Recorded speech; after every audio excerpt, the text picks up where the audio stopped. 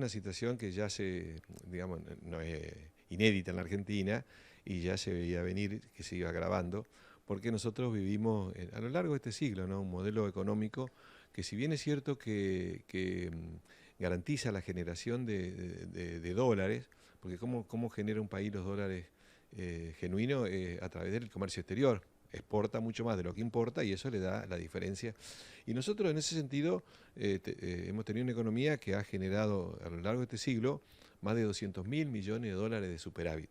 O sea, enorme cantidad de dólares que las exportaciones superaron a las importaciones. Inclusive más, desde 2019 hubo 4 años que exportamos más de lo que importamos por 50.000 millones de dólares. O sea que nosotros teníamos que estar nadando en dólares, pero lo que sucede es que parte de este modelo también es que la mayor cantidad de dólares, todos los dólares que se generan, se van afuera. El problema es que es una economía que está muy concentrada, muy tremendamente concentrada, como pocas veces, y muy extranjerizada además. Y el tema es que, por un lado, el capital financiero, los grandes usureros internacionales que vienen acá y obtienen una renta fabulosa, después se lo llevan.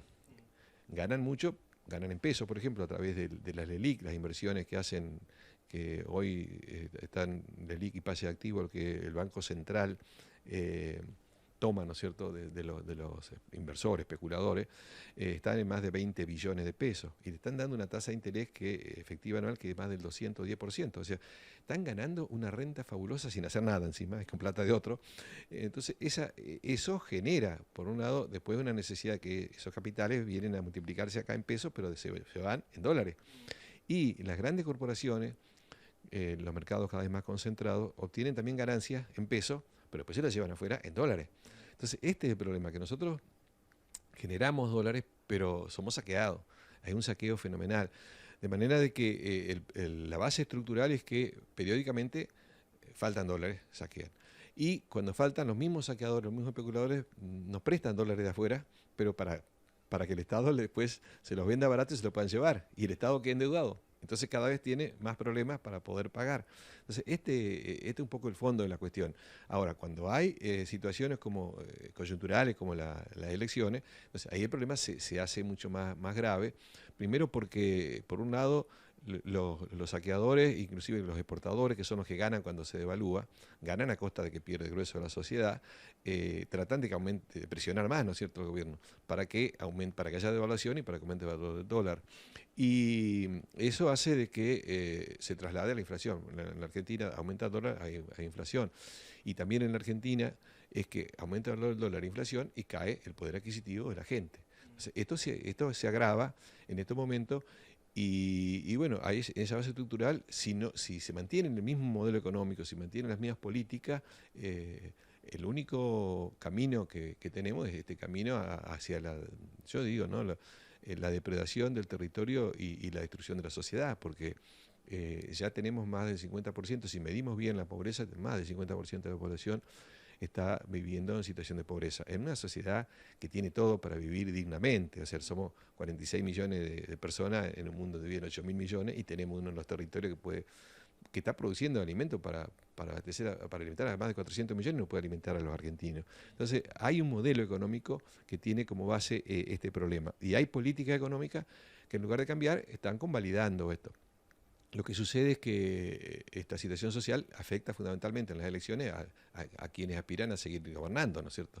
Entonces se dan medidas de último momento, que es la que están tomando desde hace varias semanas, que, si bien es cierto que son buenas, intentar por lo menos recuperar algo del salario perdido, del deber jubilatorio, de los planes sociales, bueno, son totalmente insuficientes y lamentablemente, bueno, llegan nada más que con un objetivo electoral, porque después de gobernar durante 4 años, tomar la medida cuando faltan pocos días para las elecciones, no cambia. Pero lo fundamental es que se mantienen las mismas bases estructurales, las mismas políticas que permiten que se vayan los capitales. Es decir, la fuga de capitales es enorme, y eso viene desde la época se legalizó de la época de la última dictadura y ningún gobierno la cambió. Entonces, quienes ganan en pesos, que son los que más ganan en Argentina, concentran la riqueza y cuando se la van a llevar afuera necesitan dólares. Y no hay país que pueda sostener esta locura dinámica.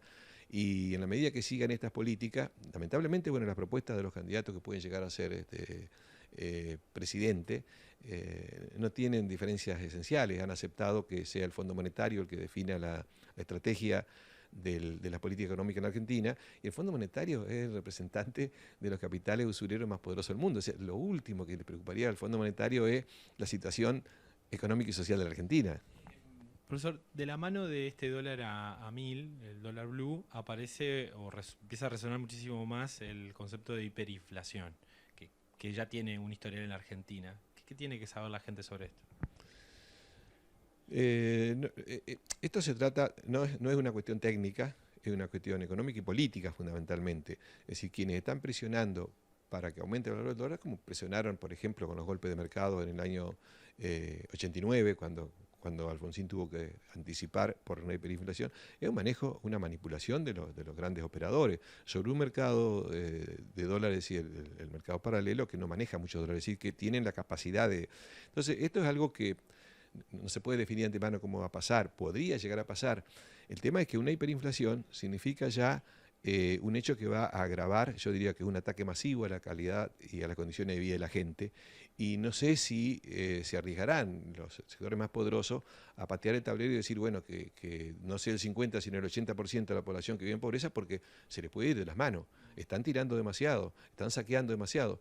Y el proyecto es cierto del Fondo Monetario es que acá la clase media tiende a desaparecer, porque quiere que se consuma lo menos posible acá, que queden recursos que se van afuera, que quede plata que se va afuera. Entonces, el proyecto es similar en los candidatos que pueden ganar, porque han aceptado las condiciones del fondo y que el fondo siga gobernando. Lo importante acá es, bueno, cómo va a reaccionar la sociedad. Yo, sinceramente, siempre insisto que en la sociedad, a la medida que esté cruzada de brazos, esperando pasivamente que los de arriba le solucionen el problema, llevamos 40 años de democracia y los problemas están cada vez peores. Es decir, la no participación, la sumisión ante esta, no es el único camino que tenemos. Tenemos muchísimas posibilidades.